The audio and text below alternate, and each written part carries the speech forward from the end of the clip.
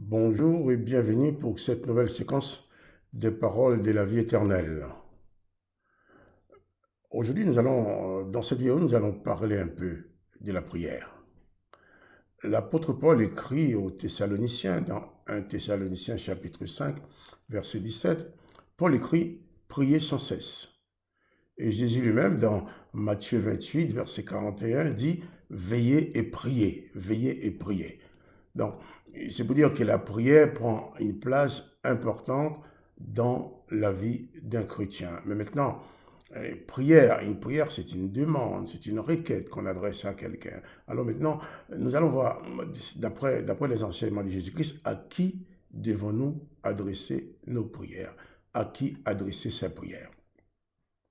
Lisons pour commencer dans la lettre de Paul aux Éphésiens, chapitre 1er, versets 15 à 17. Paul écrit « C'est pourquoi, moi aussi, ayant entendu parler de votre foi au Seigneur Jésus et de votre charité pour tous les saints, je ne cesse de rendre grâce pour vous, faisant mention de vous dans mes prières, afin que le Dieu de notre Seigneur Jésus-Christ, le Père de gloire, vous donne un esprit de sagesse et de révélation dans sa connaissance. » Voilà, la connaissance du Dieu, le Père de notre Seigneur Jésus-Christ, est importante, qui fait Paul dire, je prie pour vous, afin que le Dieu de notre Seigneur Jésus-Christ, le Père de gloire, vous donne un esprit de sagesse et de révélation dans sa connaissance. La prière est l'une des choses les plus importantes de la vie des croyants. Elle permet à chacun d'élever son âme vers cette présence divine dont elle a tant besoin. Il y a beaucoup d'entre nous qui sentent un grand besoin d'apprendre à prier. Et comme telle autre personne peut sentir le besoin d'apprendre à écrire. Lorsqu'on prend le temps d'écrire une lettre, c'est toujours pour l'envoyer à une personne bien déterminée. Et c'est comme la prière. Lorsque nous prions, nos prières doivent être adressées à une personne bien déterminée. On n'a pas à prier dans le vide. Prier, c'est comme envoyer une lettre, un message, une requête à quelqu'un. Pour ce faire, il nous faut bien connaître le nom exact de la personne, son adresse exacte, et à quel transporteur confier notre lettre pour être sûr qu'elle parviendra à son destinataire. On ne peut pas écrire dans le vide en disant, eh bien, j'écris la lettre, j'envoie. Mais j'envoie à qui? À qui j'envoie la lettre et par qui j'envoie? Lorsque nous écrivons, nous savons qu'il y a des choses que nous pouvons dire à telle ou telle personne et que nous ne pouvons pas dire à tel ou tel autre. Le contenu de nos courriers est toujours fonction du type de relation que nous avons avec le destinataire. Les prières de l'Ancien Testament, que nous considérons comme des lettres, qu'on envoie aussi, les prières de l'Ancien Testament sont adressées exclusivement à l'Éternel des armées, à Yahvé. Prenons quelques exemples. Des prières dans l'Ancien Testament. Nombre chapitre 21, verset 7. Nombre 21, verset 7. Le peuple vint à Moïse et dit, « Nous avons péché, car nous avons parlé contre l'Éternel et contre toi.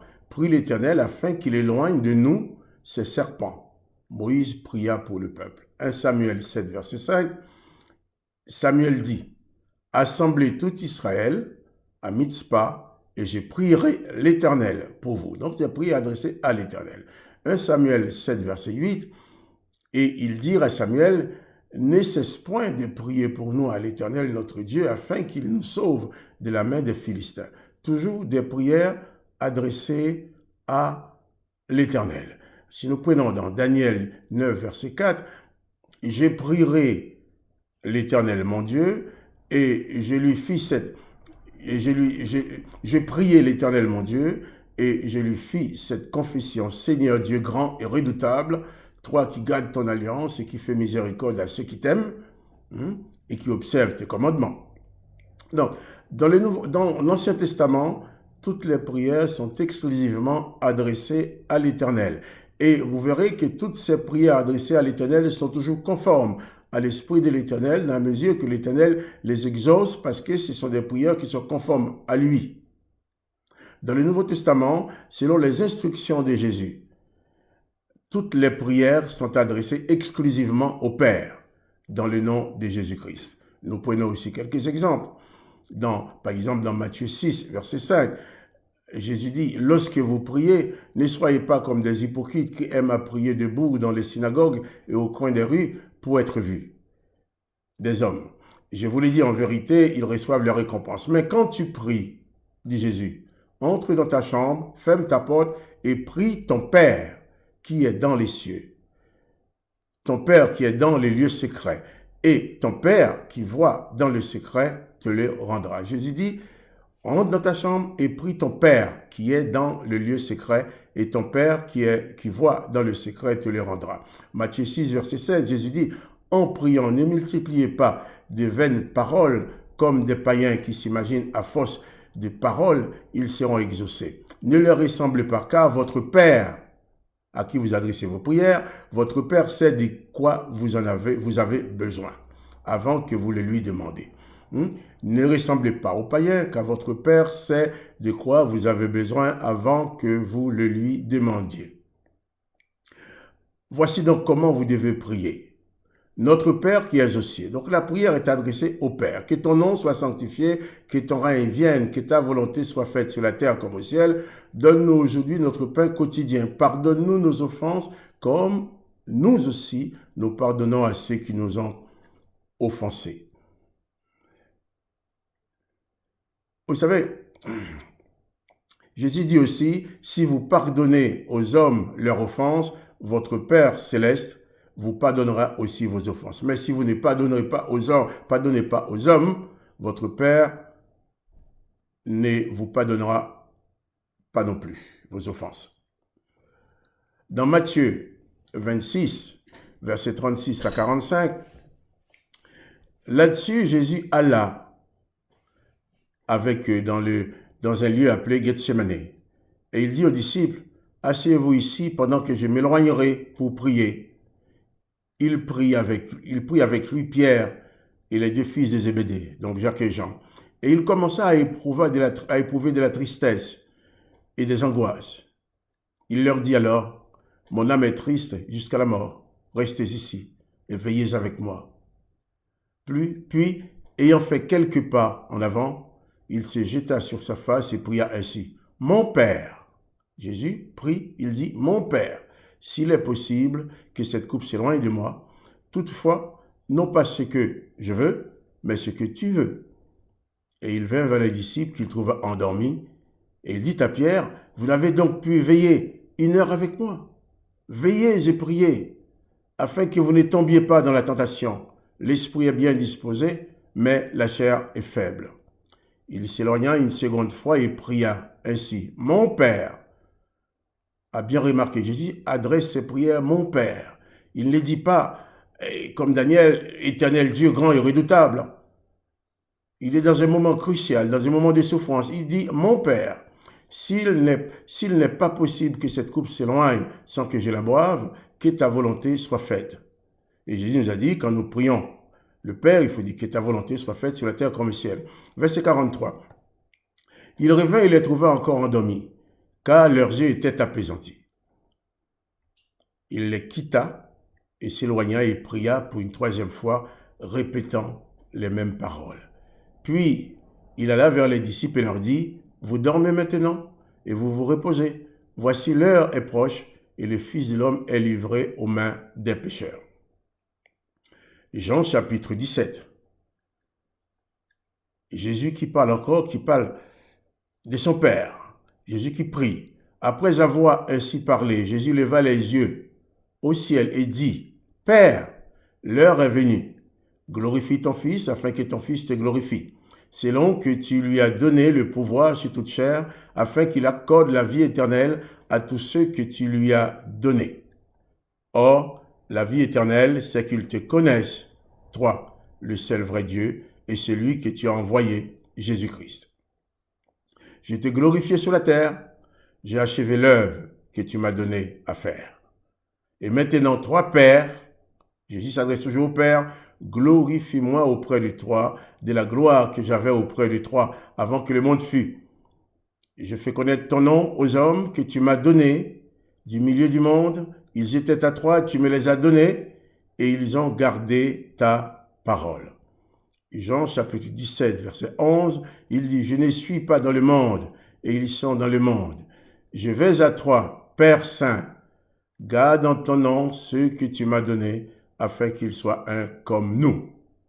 Dans 1 Corinthiens 8, verset 5, Paul écrit, car s'il est des êtres qui sont appelés Dieu, soit dans le ciel, soit sur la terre, comme il existe réellement plusieurs dieux et plusieurs seigneurs, néanmoins, pour nous, il n'y a qu'un seul Dieu, le Père, de qui viennent toutes choses et pour qui nous sommes, et un seul Seigneur, Jésus-Christ, par qui sont toutes choses et par qui nous sommes. Paul, apôtre de Jésus-Christ, par la volonté de Dieu, aux saints qui sont à Éphèse, la lettre, chapitre 1er de la lettre aux Éphésiens, et aux fidèles de Jésus-Christ. Paul dit que la grâce et la paix vous soient données de la part de Dieu, notre Père, et du Seigneur Jésus-Christ. Paul précise Dieu, notre Père. Et Paul continue, béni soit Dieu, le Père de notre Seigneur Jésus-Christ, pas n'importe quel Dieu, béni soit Dieu, le Père de notre Seigneur Jésus-Christ, qui nous a bénis de toute bénédiction spirituelle dans les lieux célestes.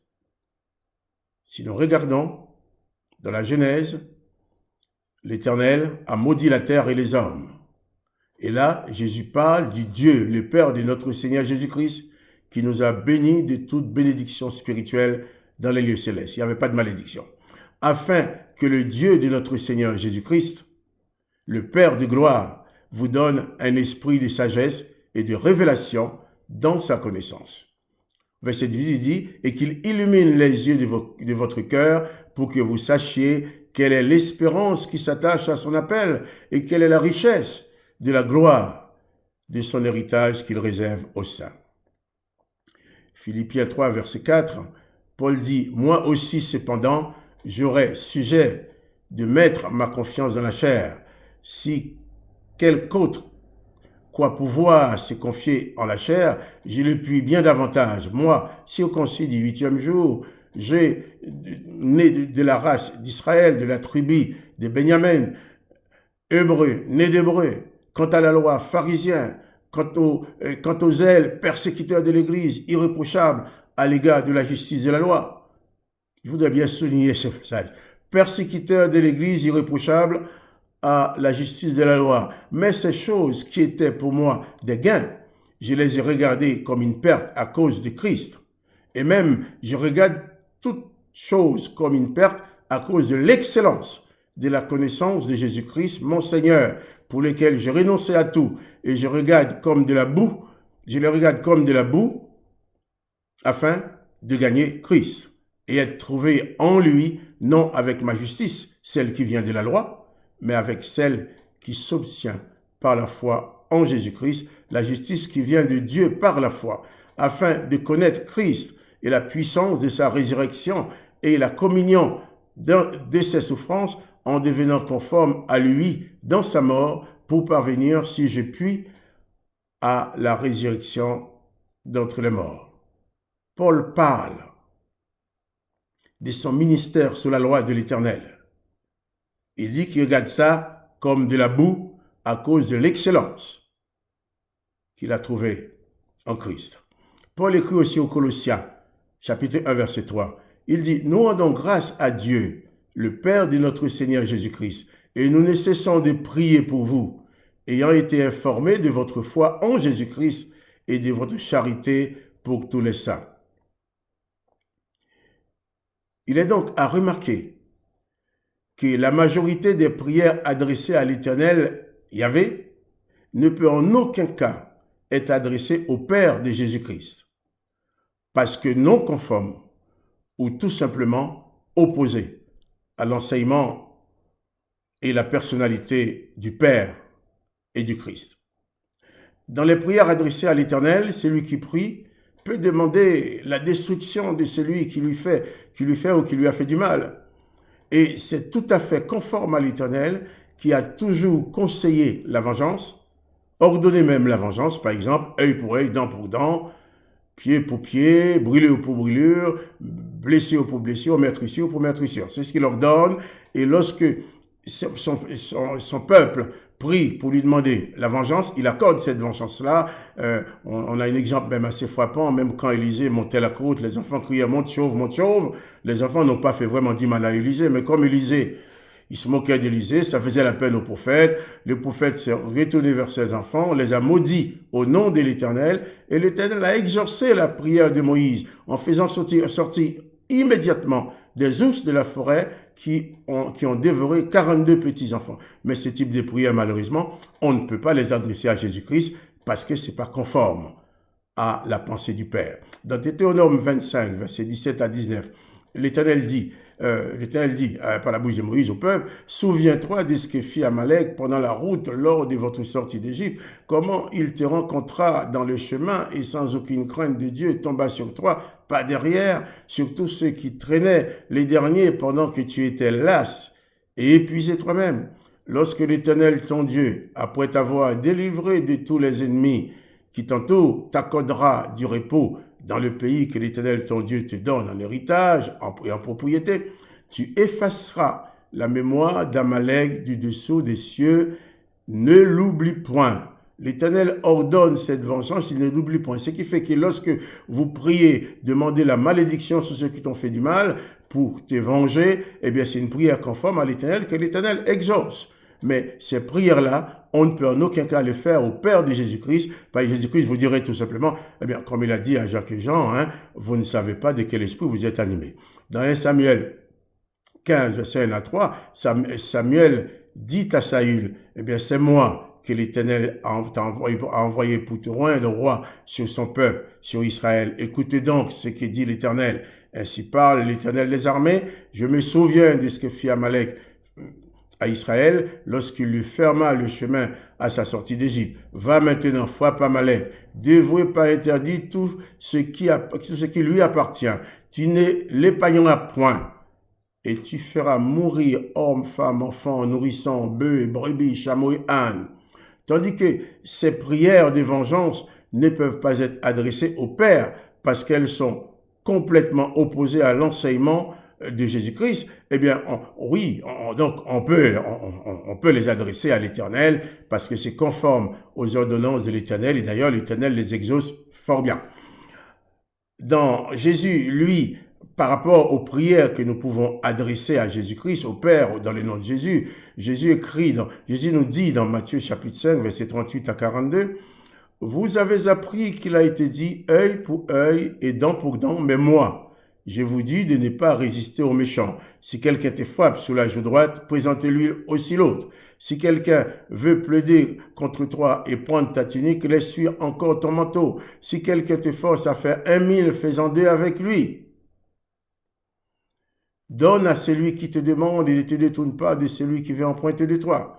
Vous avez appris qu'il a été dit, Jésus dit, vous avez appris qu'il a été dit, tu aimeras ton prochain et tu haïras ton ennemi. Oui, si tu avec la haine de ton ennemi, tu peux demander la vengeance, mais Jésus dit, moi, Jésus, je vous dis, aimez vos ennemis, bénissez ceux qui vous maudissent, faites du bien à ceux qui vous haïssent et priez pour ceux qui vous maltraitent et vous persécutent, afin que vous soyez fils de votre Père qui est dans les cieux. Si nous voulons être efficaces dans la prière, nous devons cesser de lancer des prières au hasard sans savoir à qui et par qui nous les adressons. Nous devons utiliser cette même précision pratiquée par Jésus-Christ lui-même qui connaît et maîtrise parfaitement toutes les dimensions spirituelles et invisibles vers lesquelles nous adressons nos prières. Lorsque j'ai prie, je lance ma prière dans l'invisible, mais je ne connais pas son parcours. Mais si j'adresse la prière dans le nom de Jésus, et si cette prière conforme à l'enseignement de Jésus, eh bien c'est Jésus qui va présenter cette prière au Père. Si vous êtes disciple de Moïse, tu dois adresser à l'Éternel des armées des prières qui sont conformes aux enseignements de l'Éternel. Mais si tu es disciple de Jésus-Christ, tu dois adresser au Père de Jésus-Christ des prières qui sont conformes à l'enseignement de Jésus-Christ. Tu ne peux pas fonctionner avec les deux en même temps. Jésus nous enseigne à demander au Père en son nom. Il est donc impossible d'être en même temps disciple de Moïse et de Jésus-Christ. Tu ne peux pas adresser les deux types de prières en même temps. Elles sont contradictoires. Tu ne peux pas adresser à Jésus-Christ des prières conformes à l'Éternel, des prières de malédiction contre ceux qui t'ont fait du mal, et en même temps à l'Éternel. Les prières de malédiction, tu les adresses à l'Éternel parce que tu te places en Moïse, disciple de Moïse, disciple de l'Éternel. Mais si tu pries en Jésus-Christ, tu ne peux demander que la bénédiction même pour ceux qui t'ont fait du mal. C'est à toi qu'il appartient maintenant de bien savoir exactement à qui tu veux adresser ta prière selon que tu es disciple de Moïse ou de Jésus-Christ. Donc, tu adresseras tes prières à l'Éternel si tu es disciple de Moïse ou au Père et au nom de Jésus-Christ si tu es disciple de Jésus-Christ. Alors, que la grâce du Père de Jésus-Christ vous accompagne. Nous arrêtons là pour cette séquence et je vous dis à bientôt pour une autre séquence des paroles de la vie éternelle. Mais vous pouvez conseiller à vos amis de visionner aussi cette vidéo. Vous pouvez liker. Vous pouvez aussi poser une question aussi sur la chaîne. Si vous avez des commentaires, vous posez une question. Il y aura toujours une réponse. Et que la grâce du Christ vous accompagne.